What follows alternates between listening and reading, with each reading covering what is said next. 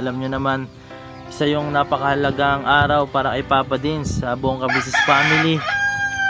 Siyempre meron din tayong mga inaasahan na darating dapat, no? May mga hindi natin sila imbitahan, hindi natin sila masabihan nila Kuya Kabisnes. Siyempre alam nila yon na naging parte sila ng buhay ni Papa Dins ng Kabisnes. Yun oh. Good morning mga kapapi, mga kabisnes. Isang mapagpalang araw sa ating lahat. At ngayon dito ulit tayo sa bukid. Dito po tayo sa parkingan. Yan, gusto ko lang i-share kasi agad sa inyo, no? Dito pa lang sa parking na yung motor natin gagamitin ay nakabitan natin. Sa akin gusto ko lang i-share kasi na ang saya lang kasi meron na akong gantong lagayan. Yan, kakabit lang namin ni Papa kanina. At syempre yung bagong side mirror ni Kuya Bay. Shoutout kay Kuya Burnok at Kuya Bay, no? Yan, binigay sa atin yung side mirror. Magkaiba nga lang yung kulay kasi ito lang muna yung mahalaga pinalitan ko kasi sira po tong kaliwa. Kasi yung ginagamit ko po ay meron lang pandikit, kaya medyo maalog siya. Ngayon okay na po at nakabitan natin to ng kasi kailangan talaga nito pag bumabiyahe tayo, pag may rides. Ayun, nakita na tayo ni Bubbles. Si Bubbles po, mga kabisnes. Bubbles, huwag kang makulit, Bubbles.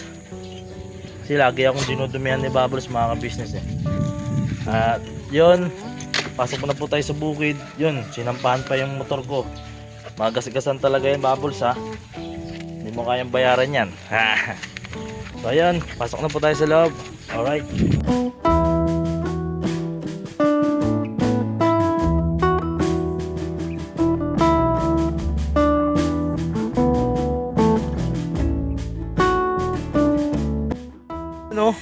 Pasok na po tayo sa bukid.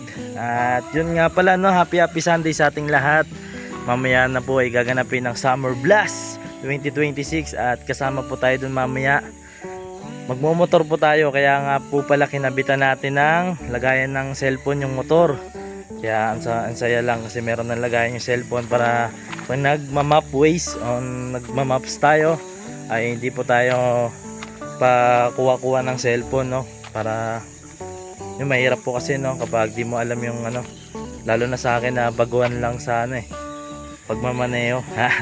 Baguhan sa lugar yon. So yun, mga kabisnes, mga kapapi, meron lang akong gustong i-share. At yun, nahanap lang ulit tayo ng magandang pwesto. Yan, ito na yung pwesto natin, no? Ganda, no? No, nakapwesto na tayo, guys. At yun, mamaya na tayo magpapakain ng baboy.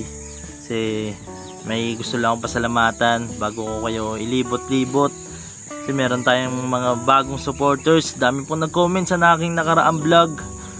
Grabe, pero bago yun lahat, yun, babiyahe nga po pala tayo ng Philippine Arena. Yan, napapasin nyo, saktong-sakto. Babiyahe tayo mamaya kasi Summer Blast na nga po. At yun, Summer Blast 2026. Kita-kits po tayo sa mga natin dyan, mga kapatid, mga kababayan, mga kabisnes, mga kapapi. Yan, sa mga nandyan po ay yan, sakto ma-upload ko to. Comment po kayo kung meron pupunta doon. Kasi ito yung maikli lamang na vlog. Siyempre, kilala nyo naman ako, kaya sana lagi nyo pong tapusin ang ating vlog. At lagi nyo pong painggan yung kanta ko kay Papa Dins TV. Alright. So yun, mga kabisnes, mga kapapi, anong pag-uusapan natin ay siyempre importante din. At siyempre, taos pusong pagpapasalamat. Siguro di ko na iba-vlog tong pagpakain ko sa baboy.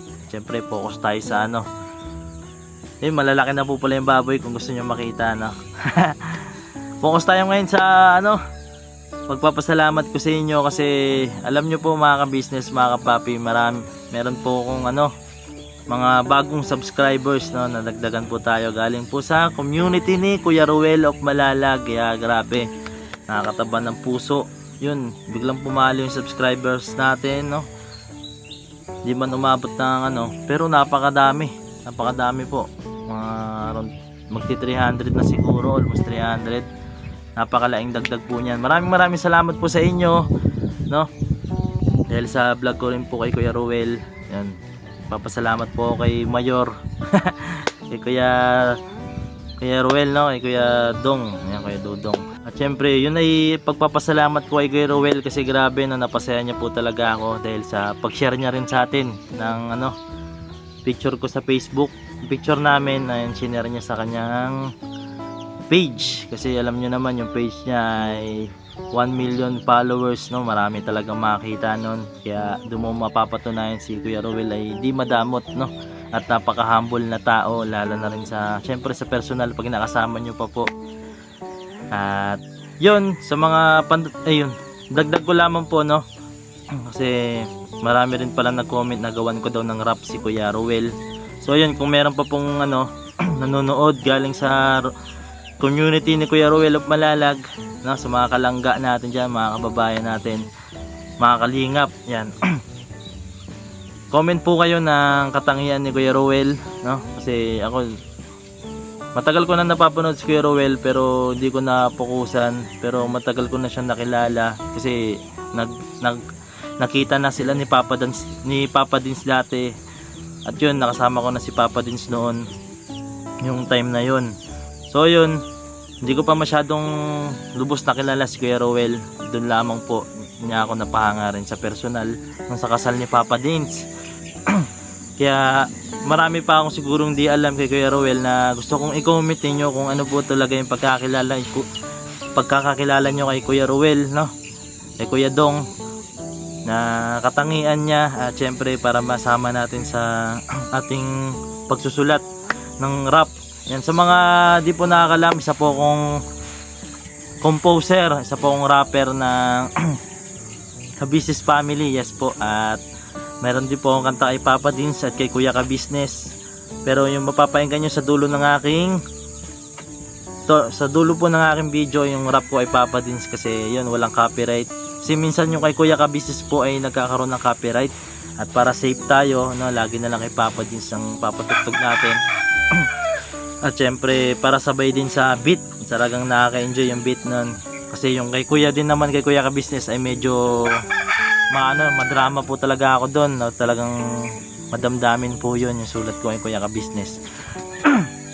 Excuse me po. At yun mga ka-business, yung mga ka-business, alam kong kilala nyo rin si Kuya Ruel, no? Sa mga yun, nakakilala po ay Kuya Ruel na kanyang pagkatao, ay comment nyo lang po para marami po akong maidagdag, no, sa pagsusulat.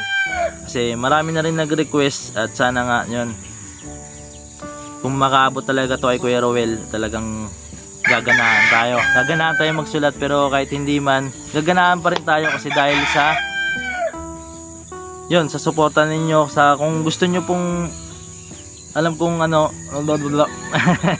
alam kong gusto nyo rin po na gawan ko rin si Kuya Ruel, no? Kasi nakita ko rin po kahit unti lang yung nag-comment nun. Pero sa ganitong pagkakataon, gusto kong hingiin yung atensyon ninyo, no? Unting pabor lang po na mag-comment kayo ng press 3, no? Sa gustong gawan ko ng rap si Kuya Ruel of Malalag. Siyempre para mas lalo pa tayong ma-inspira, no? Mas lalo po tayong ma-boost yung confidence din natin, no? At yun, speaking of kasal po ni Papa Dins, grabe, no?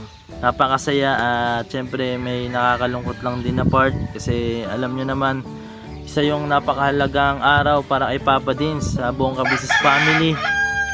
Syempre meron din tayong mga inaasahan na darating dapat, no? Mga kahit di natin sila imbitahan, kahit di natin sila masabihan nila Kuya Ka-Business, syempre alam nila yon na naging parte sila ng buhay ni Papa Dins ng Ka-Business Family. Sana, no, nalaman rin nila kung gaano kahalaga yung special na araw na yun para kay Papa Dins, na kahit magpakita man lang sila o bumate ng congrats. Yun lang, mga kaibigan natin dyan, no? Buti nga po si Cyclops nakapunta ng kasal ni Papa Dins. Siyempre marami pa po, no? Sila Kuya Damulag. Siyempre meron lang ilang na, no? Pasensya na kung may share ko to, no? Kasi dito rin pala talaga malalaman kung totoong mahalaga pa talaga sila sa'yo, no? Pasensya na po kung medyo madrama ngayon, pero yun, maikling vlog lamang po ito. Yun, pasensya na po. At maraming salamat po sa lahat ng sumuporta sa akin. So yun, din sana ako magbablog, pero grabe po kasi yung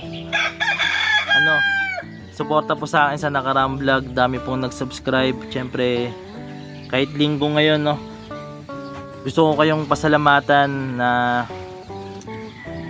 gumawa po ako ng vlog at para sa inyo. Yan. Yun, maipahatid ko sa inyo ang aking lubos na pagpapasalamat, no? Siyempre sa lahat ng ka-business natin diyan, sa patuloy na sumusuporta sa akin. Yun, hayaan nyo po, no? Makakabawi rin po tayo at yung sasahurin natin dito sa pagbablog, tulong po natin sa nangangailangan at karapat dapat. Isa ako sa ngayon, no, nangangarap na makamit rin yung mga nagawa ng mga idol natin sa pagcha-charity. So yun, God bless po sa ating lahat. I love you all, never say goodbye. Tomorrow is another day. Birabanat lang po. Yun, naglalag na yung cellphone natin. Alright.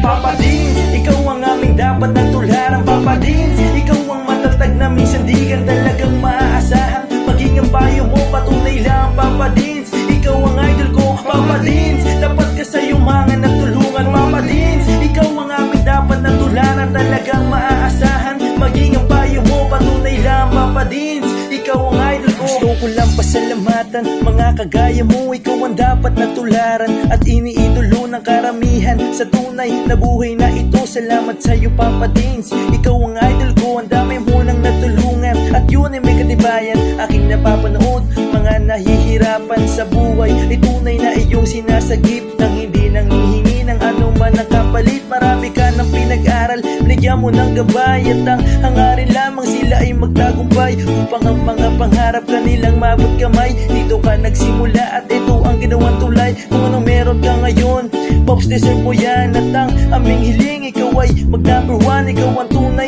na bida ng istoryang to. Sana dumami pa ang mga kagaya mo. Papa Dins, ikaw ang aming dapat na tularan. Papa Dins, ikaw ang matatag na minsan di ka talagang maaasahan. Maging ang payo mo, patunay lang. Papa Dins, ikaw ang idol ko. Papa Dins, dapat ka sa yumangan at tulungan. Papa Dins, ikaw ang aming dapat na tularan. Talagang maaasahan. Maging ang payo mo, patunay lang. Papa Dins, ikaw ang idol ko. Mabuting hangarin, minana sa magulang. Ang iyong layunin nating kapwa matulungan. Mga galing sa ilalim may iyong inaangat. Kahit na ang daladalang pasan ay mabigat, hindi sapat sa iyo ang tulong na ganun na lang. Patuloy mo pa silang pinabalik-balikan, kaya marapat lang ikaw ay aming dapat kahangaan. Patunay na hindi mo sila pinapabayaan. Marami pa sa iyo ang tao na nangangailangan. Alam ko ding hangad mo na sila ay matulungan. Patuloy ka pa sanang gumawa ng kabutihan at ama na ang bahalang sa iyo ang magsukli niya.